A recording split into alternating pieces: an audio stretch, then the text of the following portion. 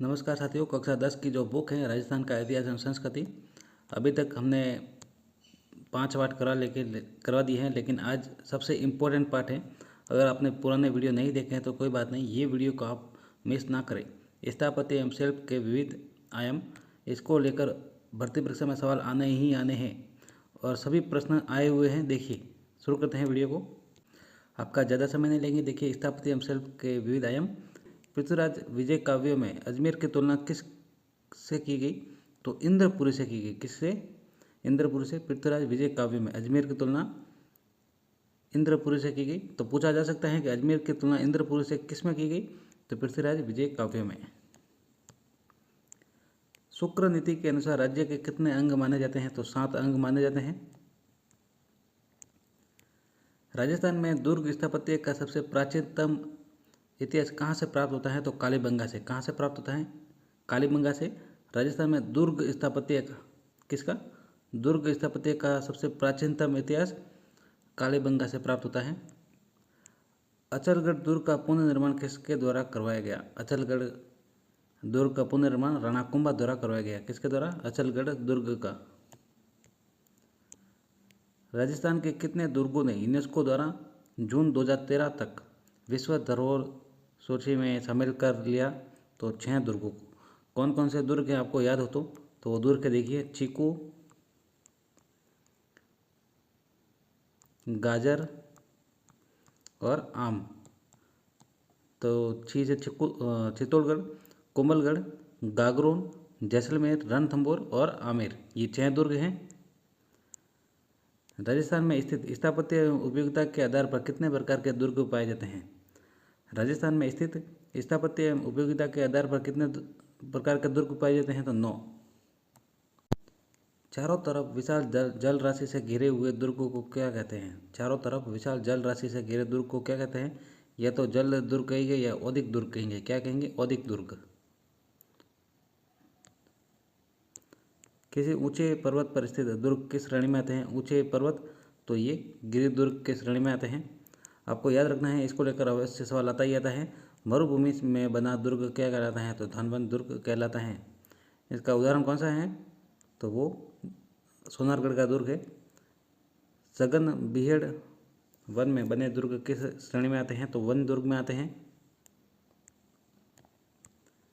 वे दुर्ग जिनका मार्ग कांटों, खाई, पत्थरों से दुर्गम बना हो क्या कहलाते हैं? तो एरन दुर्ग क्या कहलाते हैं? क्या वे दुर्ग जिनका मार्ग कांटों, खाई, पत्थरों से दुर्गम बना हो तो वो एरन दुर्ग कहलाते हैं।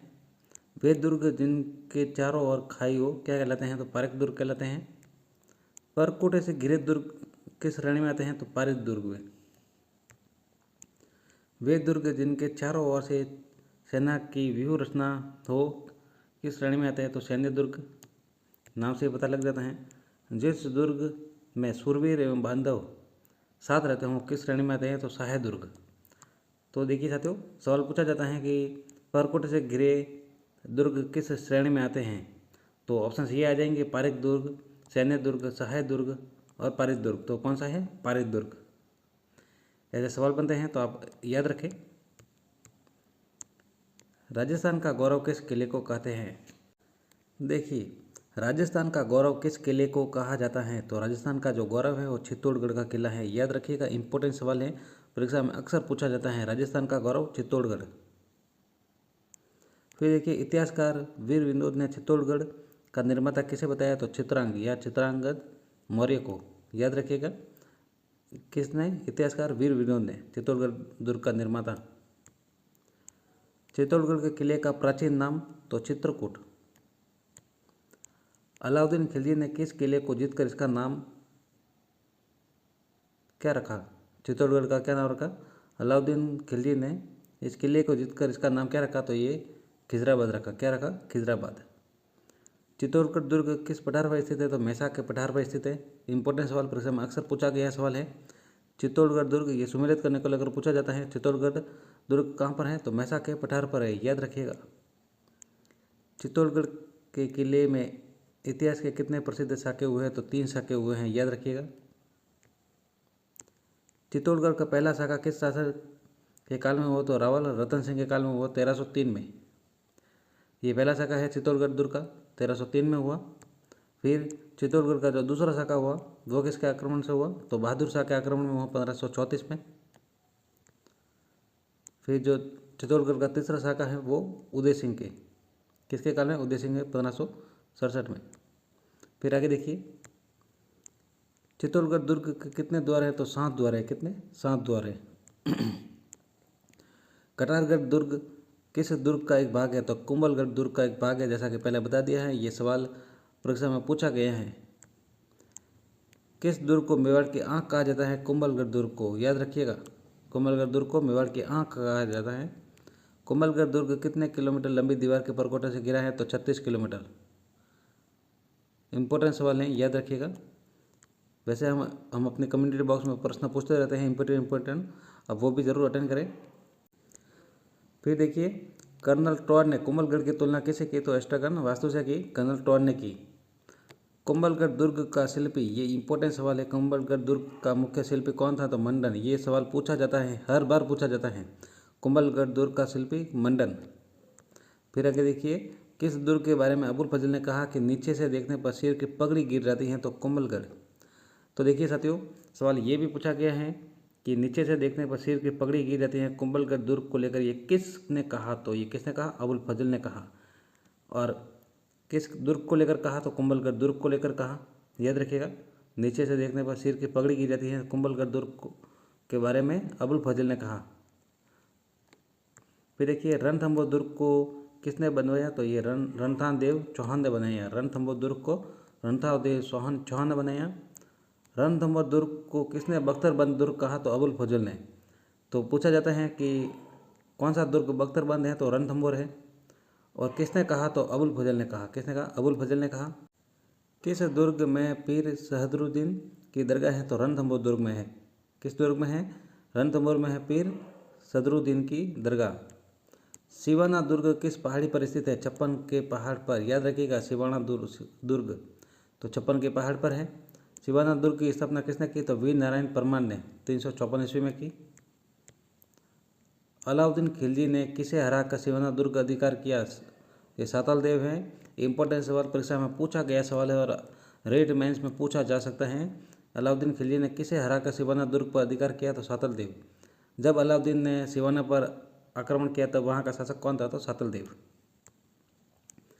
किसने मिट्टी का काल्पनिक मुंदी दुर्ग बनाकर उसे विजय कर अपनी प्रतिज्ञा पूर्ण की, तो राणा लाखा। अच्छा सवाल है। मिट्टी के नकली बूंदी दुर्ग की रक्षा में किसने अपने प्राणों की बाजी लगा दी, तो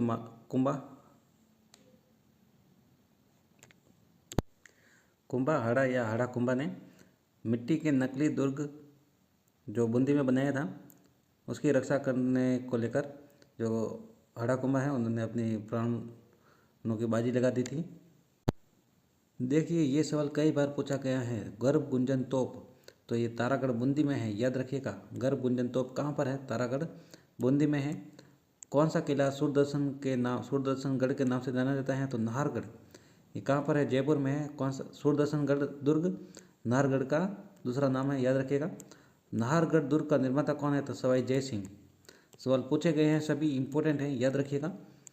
किस दुर्ग में माधो सिंह ने अपनी 9 पासवानों के लिए 9 एक समान महल बनवाए, तो ये नाहरगढ़ है। जैसा कि नाम से पता लग जाता है, तो ये इतना पूछा नहीं जाता है, लेकिन सीधा पूछा जाता है 9 एक समान महल, तो ये नाहरगढ़। सुमेलित करने को लेकर अक्सर पूछा गया है ये सवाल। गढ़ बिटली किस दुर्ग को कहा जाता है, तो गढ़ बिटली ये तारागढ़ अजमेर को कहा जाता है। अगर ऑप्शंस में आ जाए तारागढ़ बूंदी तो आपको चूज करना है तारागढ़ अजमेर, याद रखिएगा। ये कन्फ्यूजन करने को लेकर ऑप्शंस में सबसे पहले तारागढ़ बूंदी दे दिया जा सकता है, तो ऑप्शन अच्छे से पढ़ें। गढ़ बिटली दुर्ग, तारागढ़ अजमेर, जैसा कि आपको पता है, लेकिन फिर भी अच्छे से पढ़े सवाल को। अजमेर के गढ़ बिटली का निर्माण किसने करवाया, तो ये अजयपाल द्वारा कराया गया। किस दुर्ग को विलियम बेंडिंग ने दुनिया का दूसरा जिब्राल्टर कहा, तारागढ़ अजमेर। ये सवाल सीधे उठाया गया है रीट पात्रता परीक्षा में, ये रीट अभी जो हुई थी। मेहरानगढ़ दुर्ग का निर्माण किसके द्वारा कराया गया, तो राव जोधा द्वारा। कब करवाया गया, तो 1459 में। मेहरानगढ़ दुर्ग का निर्माण किसके द्वारा, राव जोधा द्वारा। मेहरानगढ़ दुर्ग की स्थापना कब हुई, 1459 में, याद रखिएगा। मेहरानगढ़ को अन्य किस नाम से जाना जाता है, तो मयूर ध्वज।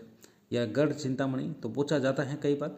मयूर ध्वज गढ़ कौन सा दुर्ग है, तो मेहरानगढ़ है, याद रखिएगा। अच्छा सवाल है, परीक्षा में अच्छे से पूछा जाता है ये सवाल। गढ़ चिंतामणि भी मेहरानगढ़ को कहा जाता है। देखिए, किला, शंभू बाण, गजनी खान, बिच्छू बाण आदि तोपे किस किले में है, तो ये मेहरानगढ़ में है। लेकिन सवाल ऐसे भी पूछा जाता है, देखिए इनके नाम दिए जाते हैं, जैसे देखिए बिच्छू बाण, किला और शंभू बाण, तो ये क्या है। और ऑप्शन में दिए जाते हैं, आभूषण हैं, वस्त्र हैं, तोपे हैं, तो वो क्या है, तोपे हैं, याद रखिएगा। किला, शंभू बाण, गजनी खान, बिच्छू बाण ये मेहरानगढ़ में तोपे हैं, याद रखिएगा। चूरू किले का निर्माण किसने करवाया, तो ठाकुर कुशाल सिंह ने कब करवाया, 1739 में।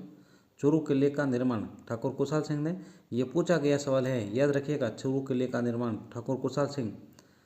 फिर देखिए 1857 के विद्रोह में किसके नेतृत्व में चूरू के किले से चांदी के गोले अंग्रेज बीकानेर के सेना पर बरसाए गए, तो ठाकुर शिव सिंह।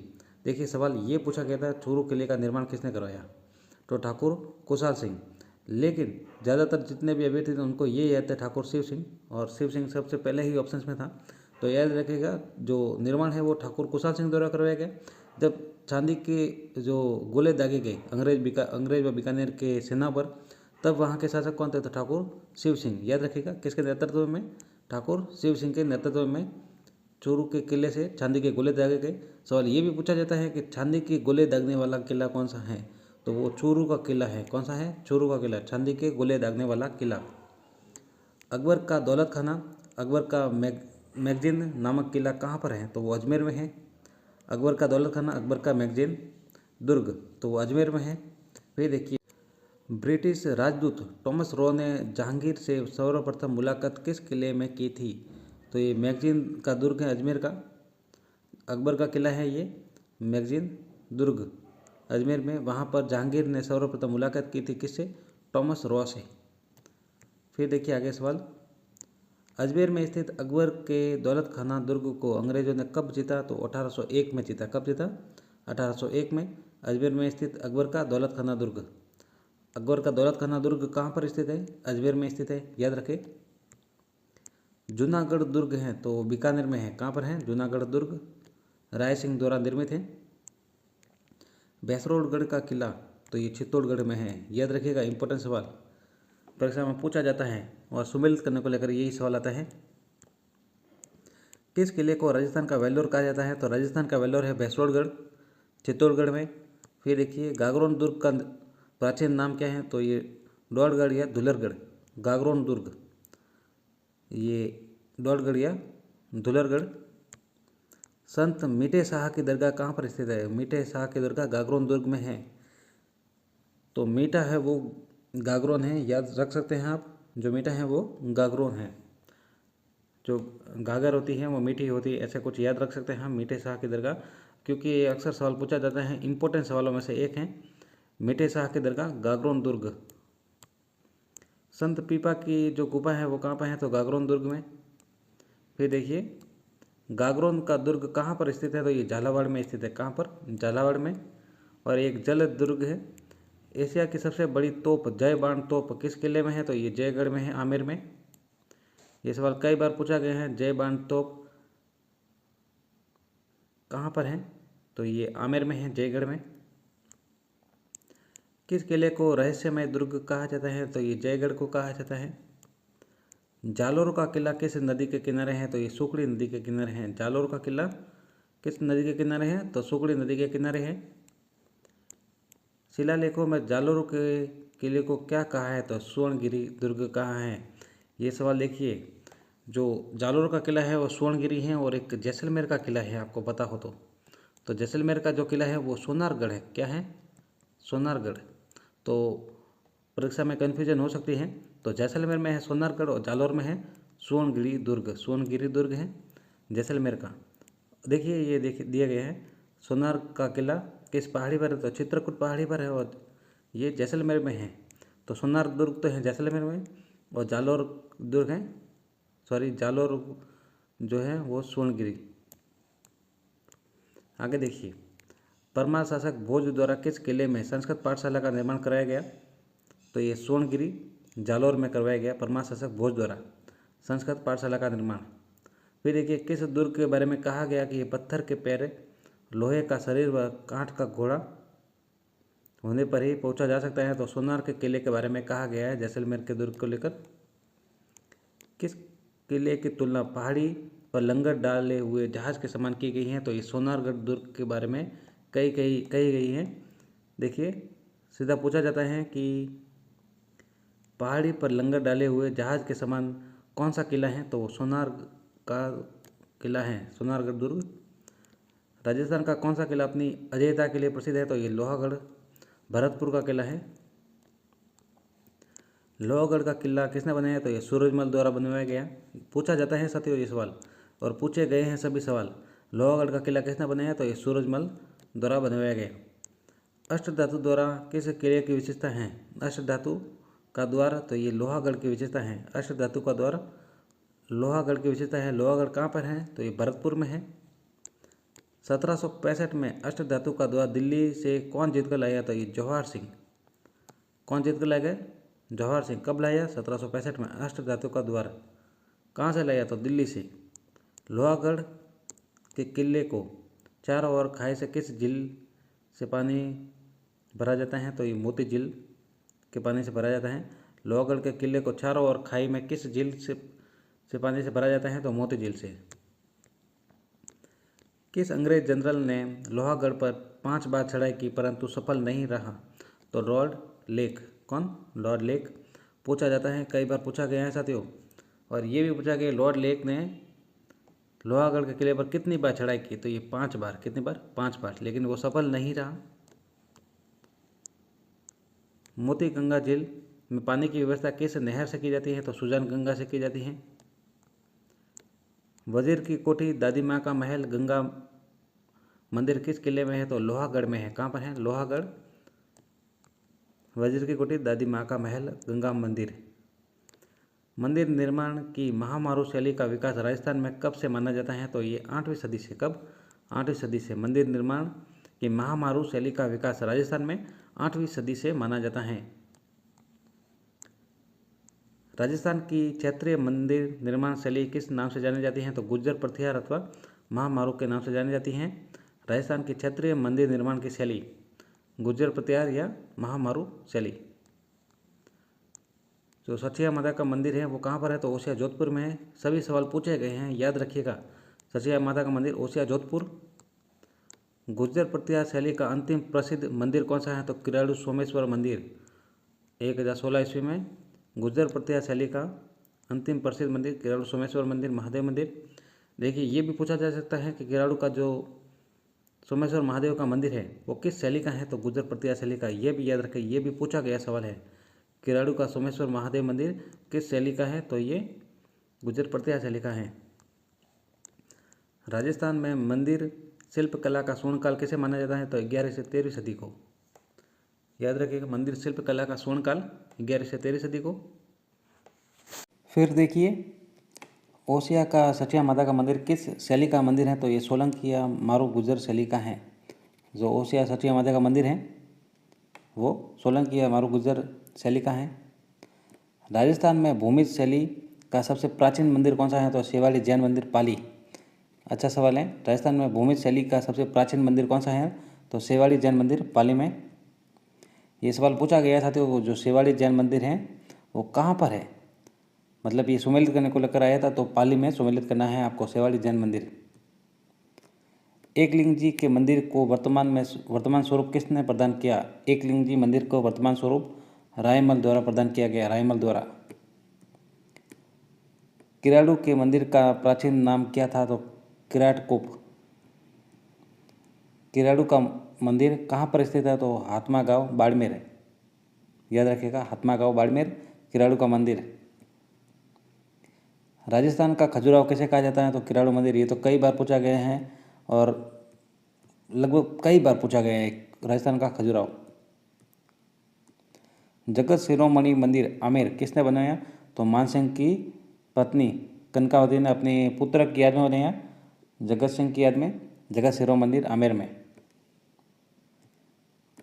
देलवाड़ा में ऋषभ देव को समर्पित जैन मंदिर 1031 का निर्माण किसने करवाया? तो ये विमल शाह ने करवाया। सीधा सवाल आता है, दिलवाड़ा में ऋषभ देव को समर्पित जैन मंदिर किसने बनवाया? तो ये विमल शाह ने बनवाया। दिलवाड़ा में लूणों शाही मंदिर किसे समर्पित है? तो नेमिनाथ को समर्पित है। तो ये पूछा जाता है लूणों शाही मंदिर कहाँ पर है? तो ये दिलवाड़ा में है, याद रखिएगा। दिलवाड़ा में नेमिनाथ को समर्पित जैन मंदिर का निर्माण किसने करवाया था? ये वास्तुपाल व तेजपाल ने, याद रखिएगा। दिलवाड़ा में नेमिनाथ को समर्पित जैन मंदिर का निर्माण किसने कराया? तो वास्तुपाल और तेजपाल ने। सवाल पूछा गया है, याद रखिएगा। हर्ष माता का मंदिर कहाँ पर है? तो ये अबानेरी में है, अबानेरी दौसा में हर्ष माता का मंदिर।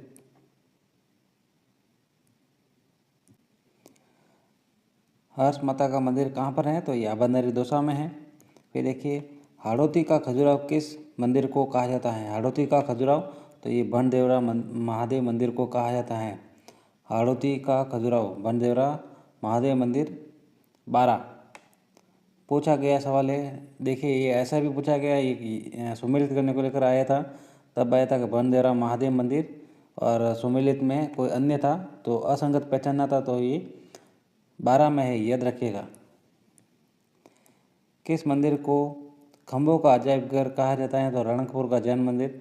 ये कहाँ पर है? तो ये पाली में है। खम्भों का अजायब घर क्योंकि यहाँ पर 1444 खम्भे हैं। इसे चौमू का महल भी कहा जाता है।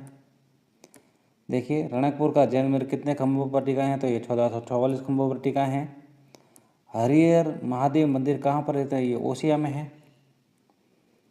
सास बहू का मंदिर, ये कई बार पूछा गया सवाल है, ये नागदा में है। जल महलों की नगरी किसे कहा जाता है? तो डिग भरतपुर को कहा जाता है जल महलों की नगरी। पटवों की हवेली पूछा गया सवाल, नतमल की हवेली पूछा गया सवाल, सालिम सिंह की हवेली पूछा गया सवाल। जैसलमेर में कहाँ पर है? ये सभी जैसलमेर में है। पटवों की हवेली, नतमल की हवेली, सालिम सिंह की हवेली, ये जैसलमेर में स्थित है। बछावतों की हवेली, मुंदड़ा की हवेली, रामपुरी हवेली, तो ये बीकानेर में है। देखिए, बछावतों की हवेली पूछी गई है, ये दोनों अभी पूछी जा सकती हैं, मुंदड़ा की हवेली और रामपुरी हवेली, याद रखिएगा। ये बीकानेर में है। कहाँ पर है? बीकानेर में। मुंदड़ा हवेली, रामपुरी हवेली और बछावतों की हवेली। सोना चांदी के हवेली कहाँ पर स्थित है? ये महनसर झुंझुनू में है। नाथोराम पोद्दार की हवेली, नाथोराम पोद्दार की हवेली, तो ये बिसाऊ झुंझुनू में है, याद रखिएगा। इम्पोर्टेंट सवाल है, परीक्षा में पूछा जा सकता है, रीट में पूछा गया है 2021 में। सुंदरी कोठी कहाँ पर स्थित है? तो टोंक में, ये भी पूछा गया सवाल है। सुंदरी कोठी कहाँ पर है? तो ये टोंक में है। बड़े मियाँ की हवेली, पोखरण हवेली, राखी हवेली कहाँ पर है? तो ये जोधपुर में है। कहाँ पर है? जोधपुर में। बड़े मियाँ की हवेली, पोखरण हवेली, राखी हवेली है, तो ये जोधपुर में है।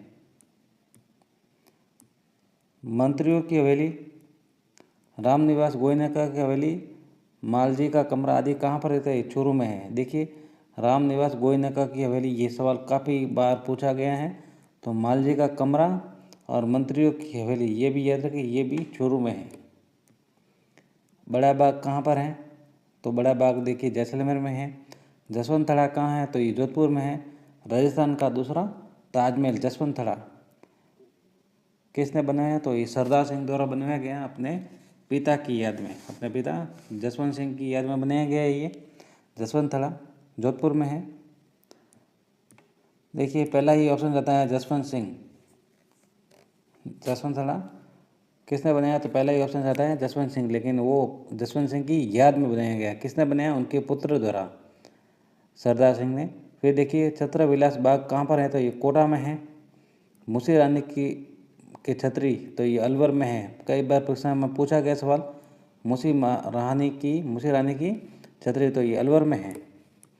84 खम्भों की छतरी, तो ये भी इम्पोर्टेंट सवाल कई बार परीक्षा में पूछा गया, तो ये बूंदी में है।